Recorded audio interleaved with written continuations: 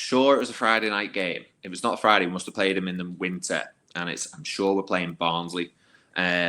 So you'd have 2 youth team players would always be on duty. So you're in the changing room, get us a drink, do whatever, get the footies at half time as they're warming up and stuff.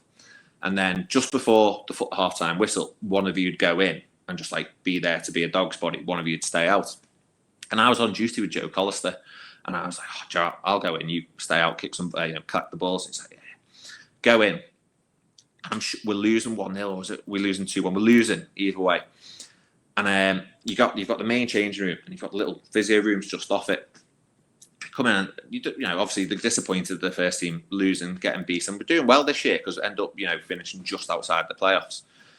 And Chorley's having a go at Goody. He's saying, "Oh, you need to do this." Goody's like quite laid back, plays how he wants to play, sort of thing. Next thing you know, Ian Goodison's picked up these scissors and he's holding them to the bench. He's like got them over the bed and he's holding them to his throat. Thinking, Jesus Christ, what's going on here? Les comes in and he's just like, "What are you doing? Shut up, Barry, blah, blah, blah." And Goody's like, "Oh, I'm not having him talking to me like that. I'm not having him talking." And Ben Chorley's just sort of there like that. And next thing you know, Les just starts laughing. And it sort of like proper defuses the situation because it was quite heat intense. And he goes to Goody, "What are you going to do with them?" And Goody's like, "I'm going to stab him. He's like, "The safety scissors, you're not going to do anything with them." So I remember that from Les. And then in the second year, he used to run you. So you've heard all the stories of pre-season. They were horrific. Harrison Drive, Barnstone Dales, Mulvanner, the Wirral Way. And you do 2 sessions. So you do running in the morning. You're probably going to do some ball work in the afternoon. And for this day, we'd just done Harrison Drive. And then you come back in the afternoon and you sort of split off. The first team, they'll be up on Wembley.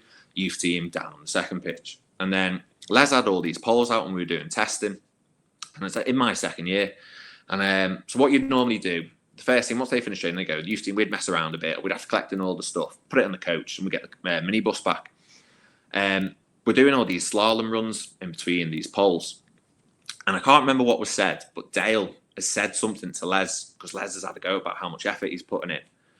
And Dale's just like, "Oh, fuck off," or whatever it is, something like this. Obviously, Les hasn't taken kindly to it. It's like, "You're all running, you're all doing this." So we all ran. And then we finished the session, put all the stuff back into the minibus, get straight off. Les and Garner have said, "Listen, you lot are running back to Prenton Park.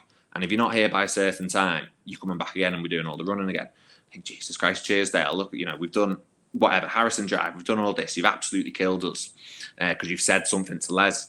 And he's like, "Oh, I didn't realise who." I just thought he was a physio. And it's like, it doesn't matter who you think he is, who's physio. Like the way he spoke to him. Anyway, so we've all started running back. Going back to Prenton Park.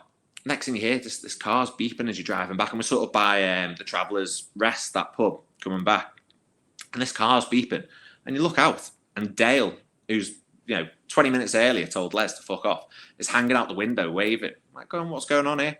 Anyway, we get back to Prenton Park. Dale and another lad, Callum, have got out this car, and they're waiting there like, "All right, lads, how was your run?"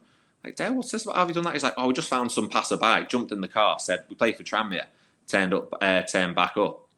Les found out and he just started laughing. He thought it was great. So he took it both ways, Les. Really good lads. And yeah, I think he's now doctor at United, isn't he? I think.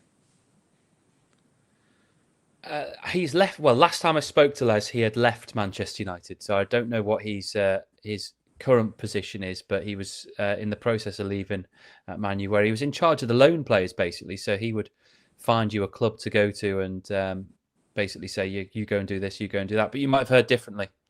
Oh, no, you'll know more than me. I've not seen him in years, but he was good. He'd work you. So more than just a physio, if you're ever going to give that label. Yeah, again, someone who's a legend for Tranmere. I think, it's unfortunate that obviously he's taken the caretaker job and done an incredible job.